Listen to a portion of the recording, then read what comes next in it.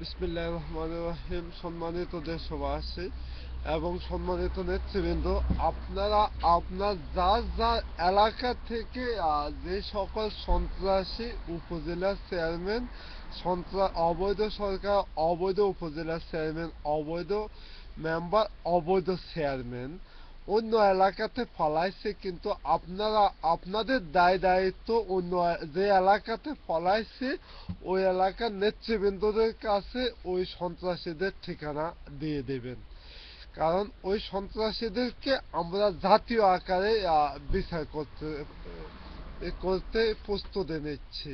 ওই সকল সন্ত্রাসীরা এখন এক এলাকার সন্ত্রাসী অন্য এলাকায় ফালায় কুকুরের মতো লুকায় থাকবে, আবার সুযোগ বুঝে আবার আমাদের উপর ঝাঁপিয়ে পড়বে।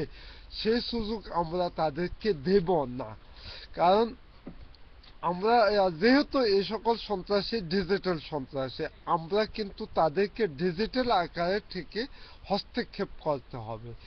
যেমন আমি আমি জানতে পারতেছি অনেক নোয়াখালীর সন্ত্রাসী চিটাগাং ফালাচ্ছে, এবং কি চিটাগাংয়ের সন্ত্রাসী বরিশাল ফালাচ্ছে। এইভাবে এক দেশ থেকে সন্ত্রাসী অন্য দেশ থেকে ফালাচ্ছে, কিন্তু আওয়ামী কোনো সন্ত্রাসী এমপি, মন্ত্রী, এমনকি উপজেলা চেয়ারম্যান তাদের নিজস্ব বাসস্থানে নাই। কিন্তু আপনারা আপনারা প্রথম ধরিয়ে কিন্তু বড় সন্ত্রাসীদের কিছু করতে পারবেন না। আপনারা ছোট সন্ত্রাসীদেরকে আগে আক্রমণ করতে শিখুন, দেখবেন ডিজিটাল আকারে সবকিছু ঠিক হয়ে গেছে। এখন আমি বলতেছি, যত সময় বাড়তেছে কিন্তু ততই তাদের ঘায়ের কাপ বাড়তেছে। আপনারা ডিজিটাল সন্ত্রাসীদেরকে ডিজিটাল আকারে হস্তক্ষেপ করার জন্য প্রস্তুতি হন, কিন্তু আহ, তাতে আমরা আর বাংলাদেশে কোনো রক্ত দিতে হবে না। লক্ষাধিক জনগণকে হত্যা করেছে মাত্র শতাধিক সন্ত্রাসী। কারণ এই দেশ থেকে পুলিশ নিয়ে আরেক দেশ থেকে লোক মারে।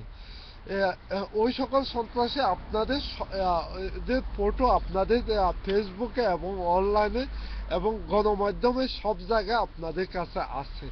কারণ ওই সকল সন্ত্রাসী কুত্তার বাচ্চাদের পরিবার নাই, ওইখানে আক্রমণ করেন, দেখবেন 2 দিনের মাঝে সব কুত্তার বাচ্চা ফালাইছে। আমার আমার নেতা জনাব তারেক রহমান নির্দেশ দিয়েছে ডিজিটাল আকারে সন্ত্রাসীদেরকে আক্রমণ করার জন্য। কারণ এরা কিন্তু জাতির শত্রু। এদেরকে আমরা অবশ্যই দেশ এবং জাতি এদেরকে দেশ থেকে তাড়াবে, এই প্রতিজ্ঞা করে আমরা এখন আজ্ঞাত হবে। এই সন্ত্রাসীদেরকে উপর প্রতিশোধ যারা নেবেন আগামী দিন তারাই হবেন আমাদের জাতীয়তাবাদী নেতৃবৃন্দ। এই কথা আমার নাই, এই কথা জনাব তারেক রহমান। খোদা হাফেজ। বাংলাদেশ জিন্দাবাদ। তারেক রহমান জিন্দাবাদ।